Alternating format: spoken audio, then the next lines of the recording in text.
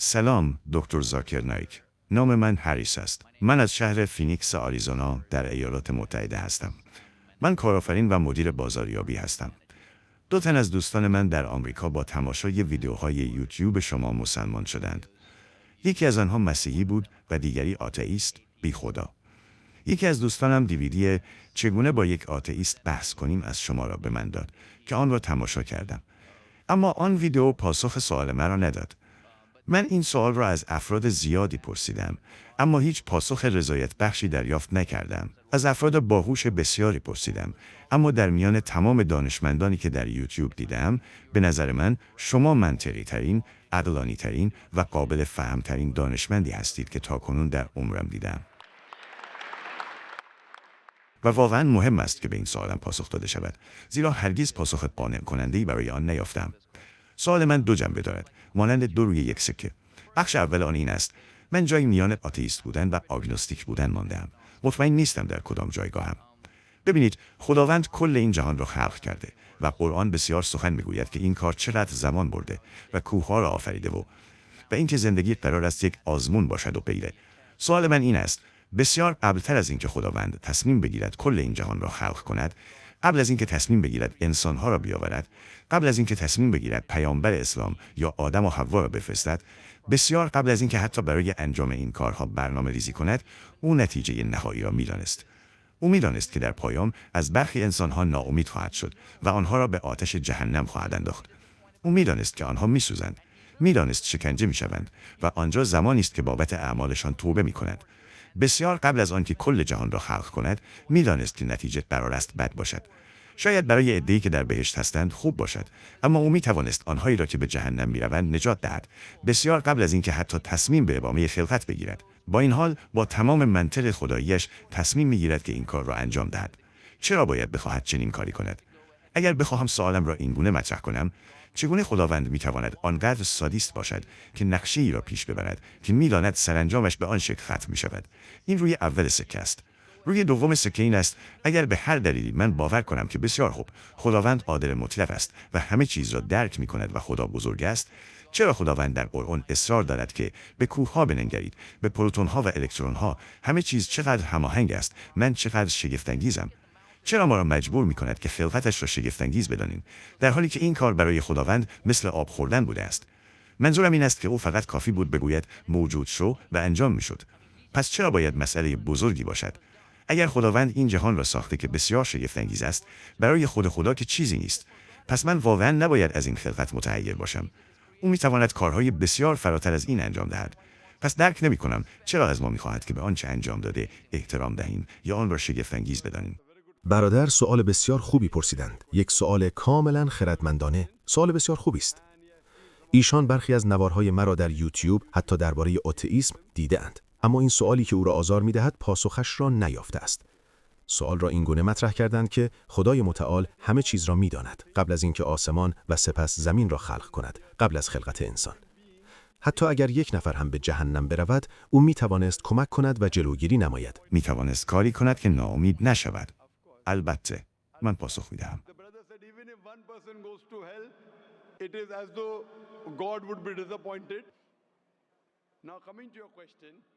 برادر گفت حتی اگر یک نفر به جهنم برود، گویی خداوند ناامید می شود. حال می رسیم به سؤال شما. من مدرسه ای را اداره می کنم، مدرسه بین المللی اسلامی.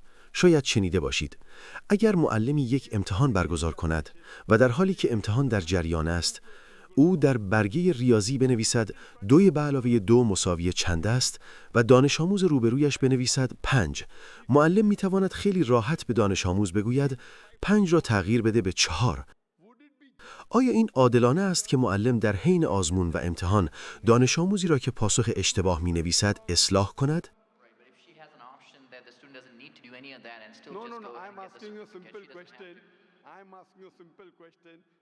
من دارم یک سوال ساده می‌پرسم. معلم برگه سوالات را به تمام دانش آموزان داده است. در آن موقعیت خاص معلم می‌تواند بگوید دانش آموز عزیزم 5 را به 4 تغییر بده. دیگر دانش آموزان چه فکر می‌کنند؟ میگویند ناعادلانه است. اما همزمان شما میگویید او میتواند یک شرایط کاملا متفاوت خلق کند. او مجبور نیست این شرایط را ادامه دهد. اما میگویند خداوند میتواند چیزی خلق کند که بی‌نقص باشد و اشتباه نکند. درست است؟ خداوند قبلا این کار را کرده است. او فرشتگان را آفرید. خداوند فرشتگان را خلق کرد. فرشتگان هرگز برخلاف هیچ دستوری از خدا عمل نمی‌کنند. اما انسان مخلوقی برتر از فرشته است. فرشتگان از خود اراده آزاد یعنی اختیار ندارند. اگر نوارهای مرا نشنیده اید، اکنون به شما میگویم. فرشتگان مخلوق خداوند هستند، اما بهترین مخلوق نیستند. خداوند انسانها را خلق کرد. انسانها اراده آزاد دارند که یا برخلاف خدا عمل کنند یا از خدا اطاعت نمایند. اگر شما انتخاب کرده اید که انسان باشید، اگر از دستوراتش نافرمانی کنید به جهنم می روید و اگر از دستوراتش اطاعت کنید، مقام شما از فرشته بالاتر می رود. زیرا فرشته اراده آزادی از خود ندارد. پس وقتی از خدا اطاعت می کند، کار بزرگی نیست. انسانها مخلوق بزرگ خداوند متعال هستند. خداوند متعال اراده آزاد داده است. آن یک بحث دیگر است که خداوند متعال می‌داند، زیرا او علم آینده را دارد. او برتر است، پس چنین مخلوقی را آفریده که اراده آزاد دارد. این خطای انسان است، نه خدا. اما خدا ما را با آن خطا خلق کرده و می‌داند که نه، این خطا نیست برادر، این اراده آزاد است. چرا به ما اراده آزاد می‌دهد وقتی می‌داند که سرانجام قرار است این تعداد از مردم را در جهنم قرار دهد؟ چرا کاری می‌کند؟ آن یک خلقت متفاوت می‌بود. آیا شما دوست دارید چیزی خلق کنید که خودش بتواند فکر کند یا کسی را می‌خواهید که مانند ربات فقط صلح‌جو باشد؟ خداوند قبلا فرشته را آفریده است. من از شما می‌پرسم کدام بهتر است؟ فرشته‌ای که از خداوند متعال اطاعت می‌کند یا انسانی که با اختیار از خداوند اطاعت می‌کند؟ کدام بهتر است؟ برای من قطعاً اگر شانس دوباره‌ای داشتم می‌خواستم فرشته باشم. چرا باید ریسک کنم؟ صحیح است. به همین دلیل است که خداوند متعال در سوره اعراف آیه 172 می‌فرماید: خداوند متعال تمام انسانها را از نسل آدم آورد و از آنها پرسید: آیا خدایی جز یگانه هست؟ همه تصدیق کردند. خداوند در سوره حشر آیه 21 می‌فرماید: اگر خداوند این قرآن را بر کوه نازل می‌کرد، کوه متلاشی می‌شد. خداوند در آیه 72 احزاب می‌فرماید: این انسان بود که امانت را پذیرفت. شما نادان بودید که گفتید می‌خواهیم انسان باشیم. من و تو نادان بودیم. حال نمی‌توانید بازگردید. زمانی که گفتید می‌خواهم در امتحان شرکت کنم و برگه امتحان را خواندید، ولی کسی از من نپرسید. این را از آدم و حوا پرسیدند؟ نه، خیر برادر، قرآن می‌فرماید از تک تک انسان‌ها پرسیده شد و سپس این حافظه پاک شد. اگر حافظه پاک نشود که دیگر امتحان نیست. خداوند در قرآن می‌فرماید: آیا می‌خواهی انسان باشی؟ اگر انسان شوی می‌توانی برتر از یک فرشته شوی یا پستر گردی. اگر نمی‌خواهی انسان باشی فقط رد شو. حتی برای بحث. لطفاً بگذارید کامل کنم. شما سوال پرسیدید. بسیار خوب. اگر علاقه‌مند هستید من پاسخ دهم. بله، بفرمایید. پس خداوند متعال از انسانها پرسید و قرآن میگوید ما انسانها نادان یا جهولا بودیم. من و تو هر دو نادان بودیم که انتخاب کردیم وارد امتحان شویم. حال که وارد آزمون شدی، اگر با اراده آزاد از دستورات پیروی کنی از فرشته برتر میشوی. اگر از الله نافرمانی کنی از فرشته پستر میشوی. ما میخواستیم با رتبه ممتاز قبول شویم، من و تو. شما میگویید من به یاد نمیآورم. البته که به یاد نمیآورید. و حتی من هم به یاد نمیآورم، اما من به قرآن ایمان دارم. در روز قضاوت خداوند متعال می‌فرماید حتی یک انسان هم به عدالت الله اعتراض نخواهد کرد. آن روز متوجه خواهیم شد. تنها چیزی که میگویند این است که لطفاً یک شانس دیگر به ما بده. خداوند می‌فرماید خیلی دیر است. زیرا اگر بخواهد به شما شانس جدیدی بدهد، حتی من هم باید دوباره به دنیا بازگردم. همه باید بازگردند. پس قرآن میگوید هیچ کس هرگز به عدالت الله اعتراض نمی کند. آنها درخواست می کنند که خدایا یک شانس دیگر بده. خداوند میفرماید خیلی دیر است. خداوند متعال در همین دنیا بارها شانس می دهد. اشتباه می کنید، الله فرصت توبه می دهد. توبه می کنید. الله می بخشد. اما زمانی که مردید دیگر فقط یک بار است. پس در مورد سوال اول که چرا خلق کرد، زیرا این خلقت برتری است. هر شخص منطقی از جمله خود شما باید بپذیرد که شخصی که اراده آزاد دارد مخلوق برتری است نسبت به شخصی که اراده آزاد ندارد. تنها سوال شما این است که به یاد نمیآورم که کاملا صحیح است. زمانی که بمیرید و زنده شوید، آن زمان من و شما همدیگر را ملاقات می‌کنیم. آن وقت خواهید گفت به یاد آوردم. حتی من هم اکنون به یاد ندارم، اما ایمان دارم که قرآن نمیتواند اشتباه باشد. زیرا از نظر علمی اگر سخنرانی من را شنیده باشید 80% قرآن با علم امروز 100% تطابق دارد. 20%ش مبهم است، نه درست است و نه غلط. پس منطق من میگوید اگر 80%ش 100% صحیح است و حتی 0.1 آن 20% هم غلط نیست، پس منطق من میگوید حتی این 20% هم باید درست باشد. من یک شخص علمی هستم، من یک شخص منطقی هستم. پس به گفته قرآن باور دارم که ما انتخاب کردیم. اگر انتخاب نکرده بودید می توانستید خداوند را بازخواست کنید که چرا مرا انسان ساختی. آنگاه خداوند مختر بود. اما خداوند در قرآن می‌فرماید که او پرسید، کوه‌ها ترسیدند. همه چیز بی‌نقص است. ما انسان‌ها این گزینه را انتخاب کردیم. اما آیا به یاد دارید که از شما پرسیده شد؟ من به یاد ندارم. اگر پاسخ من را شنیدید، حتی من هم به یاد ندارم. اما اگر به یاد داشته باشید، پس امتحان کجاست؟ تصور کنید اگر معلمی به شما چیزی می‌آموزد، معلم به شما کتاب می‌دهد. معلم باید برای امتحان کتاب را از شما بگیرد. اگر معلم بگوید بسیار خوب، کتاب را بردار و پاسخ بده، امتحان کجاست؟ پس از اینکه امتحان تمام شد، می‌توانید در خانه چک کنید یا خیر؟ برادر به من گوش کن. بعد از اتمام امتحان آیا می‌توانی در کتاب درسی چک کنید یا خیر؟ قطعاً. اما در حین امتحان آیا می‌توانی چک کنی؟ خیر. پس اکنون امتحان در جریان است برادر. وقتی تمام شد می‌توانی چک کنی. اگر به معلم بگویی من می‌خواهم کتاب درسی را ببینم یادم نیست، خیر، در حین امتحان نمی‌توانید به کتاب مراجعه کنید. این تقلب محسوب می‌شود. صحیح است. پس زمانی که امتحان تمام شد اگر به یاد نیاوردید به خدا بگویید این غیر منطقی است. اما قرآن میگوید حتی یک انسان هم به عدالتش اعتراض نخواهد کرد. بگذارید امتحان تمام شود. پس امروز من به عنوان یک فرد علمی، به عنوان یک فرد منطقی بر اساس دانش علم و منطقم، وقتی متون دیگر و قرآن را میخوانم، میبینم قرآن تنها کتاب، تنها متن مذهبی در روی زمین است که در این آزمون سربلند میرسد. بنابراین من به عنوان یک فرد علمی و منطقی میپذیرم که بسیار خوب این گفته قرآن هم باید درست باشد. من به یاد نمیآورم. این همان امتحان است. اگر به یاد میآوردم امتحان کجا بود؟ پس این پاسخ بخش اول سوال است. بخش اول که میگفتید خداوند سادیست است، خداوند سادیست نیست. برای مثال من دانشکده پزشکی را انداختم. من میخواهم دانش آموزان مدرسه وارد پزشکی شوند. چند دانش آموز که به مدرسه میروند وارد دانشکده پزشکی میشوند. فقط حدودی میتوانی حدس بزنی؟ تعداد اندکی، شاید کمتر از 5%، کمتر از شاید 1%. پس چرا دانشکده ای ساختی که فقط 1% میتوانند واردش شوند؟ این برای برگزیدگان اندک است. به همین شکل خداوند بهشت یا جنت را ساخت. هر کسی نمیتواند به جنت برود. چرا نه؟ ببخشید؟ چرا نه؟ چرا همه نمیتوانند به دانشکده پزشکی بروند؟ زیرا این ظرفیت انسان است. اگر انسان‌ها توانایی این را داشتند که به همه دانشکده پزشکی بدهند، میدادند. این روش پذیرش ماست. به همان شکل هر کسی نمیتواند پزشک شود، تنها کسانی که ظرفیتش را دارند. به همان شکل هر کسی نمیتواند به جنت برود. برای درجات بالای بهشت ما باید تلاش کنیم. خداوند به شما ظرفیت داده است. اگر از هدایت او پیروی نکنید نمیتوانید. اگر از هدایت او پیروی کنید رفتن به جنت بسیار آسان است. اگر باهوش باشید بسیار آسان است. اگر باهوش باشید و اگر با خودتان صادق باشید. اما اگر با خودتان صادق نباشید، حتی یک انسان غیر باهوش هم میتواند به جنت برود. تنها باید صادق باشید. خداوند گزینه‌های مختلفی به شما داده که چگونه از او پیروی کنید. برخی مردم فکر می‌کنند زرنگ هستند. من به آنها میگویم زیادی زرنگ هستند. اگر باهوش بودند می‌دیدند که کاملا شفاف است، سیاه و سفید مشخص است که این کلام خداست و باید از آن پیروی کرد. به همین دلیل است که فرانسیس بیکون گفت دانش اندک در علم تو را آتئیست می‌کند، دانش عمیق در علم تو را به خدا مؤمن می‌سازد. پس من نمیگویم خدا سادیست است. من گفتم ما نادان بودیم که انتخاب کردیم در امتحان شرکت کنیم، نه خدا. خدا به شما گزینه داد. می‌خواهید چه باشید؟ ما انتخاب کردیم. پس ما مسئول هستیم، نه خدا. خدا سادیست نیست، ما نادان هستیم. این چیزی است که قرآن میگوید.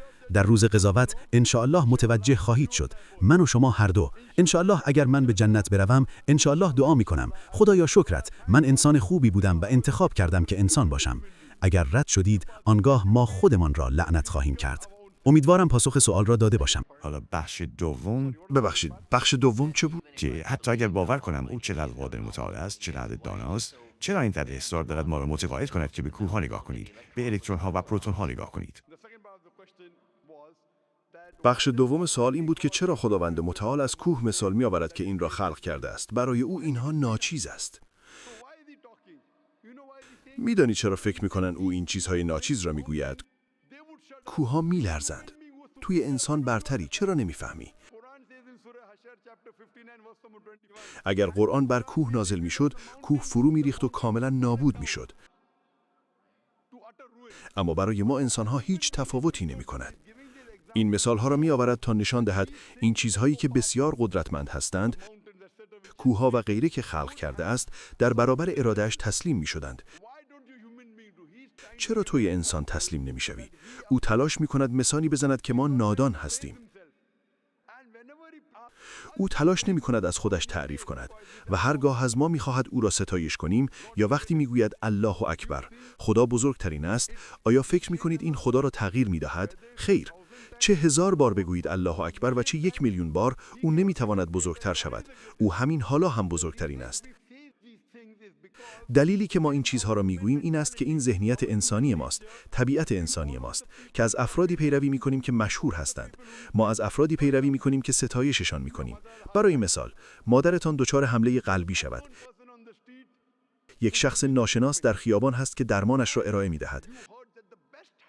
و شنیده اید که بهترین متخصص قلب در جهان دکتر ایکس است.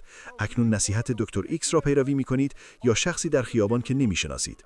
دکتر ایکس. چرا؟ چون دکتر ایکس مشهور است. مردم او را میشناسند. او بهترین در جهان است. به همین دلیل در نمازمان، در زندگیمان میگوییم الله اکبر، الله بزرگترین است، الله حکیمترین است، الله هوشمندترین است. چرا؟ اگر این را بگوییم به الله سودی نمیرساند، به ما سود میرساند که اگر ستایشش کنیم از او پیروی میکنیم، اگر پیروی کنیم به جنت میرویم. برای الله ما هیچ تفاوتی نمیکند. بنابراین الله می‌فرماید آیا ایمان نمی‌آورید؟ آیا تعقل نمی‌کنید؟ این یعنی قرآن برای درک کردن مردم نازل شده است. پس او این مثال را می‌زند نه برای اینکه خودش را بزرگ کند. او همین حالا بزرگترین است. چه 1,000,000 بار بگویید خدا بزرگترین است، تفاوتی برای خدا ایجاد نخواهد کرد. او این را به شما می‌گوید. الله در قرآن می‌فرماید الله به شما نیازی ندارد، شما به او نیاز دارید. پس وقتی ستایشش می‌کنیم، این روانشناسی انسان است که شخصی را که ستایش می‌کنید، شخصی را که بزرگ می‌دانید، تمایل دارید از نصیحتش پیروی کنید. با پیروی از نصیحت او، این به شما سود می‌رساند، به او سودی نمی‌رساند. او همکنون بزرگترین است، او همکنون بخشنده‌ترین است. پس اینها قوانین و مقرراتی هستند که وضع شدند. او خالق ماست، او ذهنیت ما را می‌شناسد. شما دانشجوی علم هستید، درست است؟ من هم دانشجوی علم هستم. لحظه‌ای که متوجه می‌شوم الله به این حقایق علمی اشاره کرده که ما امروز شناختیم، 50 سال پیش، این ایمان مرا به الله افزایش می‌دهد.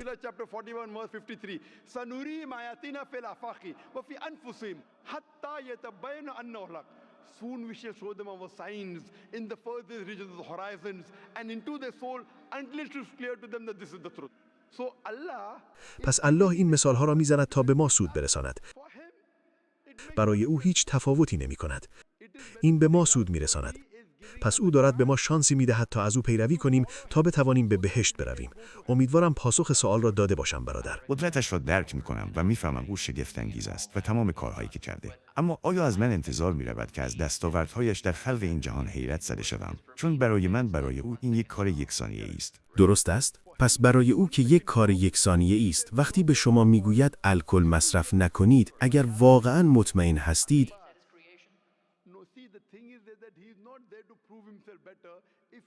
ببینید، نکته این است که او آنجا نیست که خودش را برتر ثابت کند. اگر باور دارید که برای او ناچیز است، آیا یک شخص دروغ میگوید؟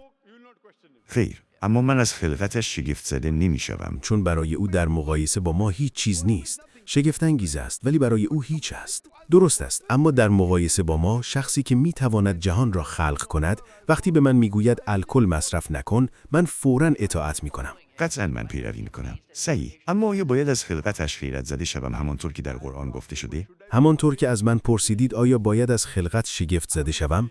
من میگویم اگر باور داشته باشم انسان خلقت برتری است، بله، من شگفت زده میشوم و سپس میگویم الحمدلله که او مرا بهتر از آن ساخته است. پس اگر شگفت زده میشوم که او کوه‌ها را ساخته، ستاره‌ها را ساخته، خورشید را ساخته، اما او زاکر نایک را هم ساخته است. او انسان را ساخته و ما بهترین مخلوقات هستیم. پس ما این مثالها را میزنیم تا متوجه شویم چه سودی به ما رسانده است. تمام لطفایی که به ما کرده، صحبت درباره علم، صحبت درباره پروتون‌ها، صحبت درباره کوه‌ها، در نهایت میگوید انسان‌ها بهترین مخلوق هستند. پس در مقام مقایسه ما باید بپذیریم که خالقمان بدن انسان، مولکول‌ها، دی این چیزهای پیچیده که هرگز نمیتوانند شانسی به وجود بیایند را خلق کرده است. پس به این شیوه ما از خلقت انسان شگفت زده میشویم و سپس تسلیم او میشویم. اگر شگفت زده نشوید، تنها با شگفت زده شدن است که تسلیم میشویم که او خالق ماست. او شایسته پرستش است. هیچ کس دیگر نمیتواند آن کار را انجام دهد. این برای آن است که ما او را بپرستیم و در امتحان قبول شویم و به بهشت برویم. امیدوارم پاسخ سوال را داده باشم. اگر بیل گیتس به من $100 بدهد، آیا من باید شگفت زده شوم که او آن پول را به من داده است؟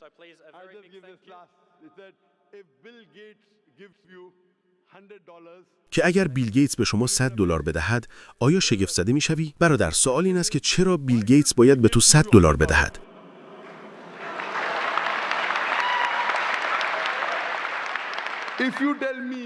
اگر به من بگویی یک آدم معمولی به تو $100 بدهد، چیزی نیست که تعجب کنی. به من $100 داد. این چیزی است که او به تو داد. چرا او به تو داد و به کس دیگر نداد؟ سوال این است که چرا به تو داد؟ این سوال است. بسیار خوب. اگر یک آدم معمولی بدهد، اگر یک مرد در خیابان $100 بدهد، مهم نیست. بیل گیتس. بله، دقیقاً پاسخ همین است. پس انشاءالله امیدوارم که آنها به اسلام نزدیکتر شوند. پس من نباید از این واقعیت که او پول را داده شگفت زده شوم. باید شگفت زده شوم که او شخص بیل گیتس یا خدا است که پول را میدهد. الحمدلله. پس ارزشش را داشت که زمان را تمدید کنیم. الحمدلله.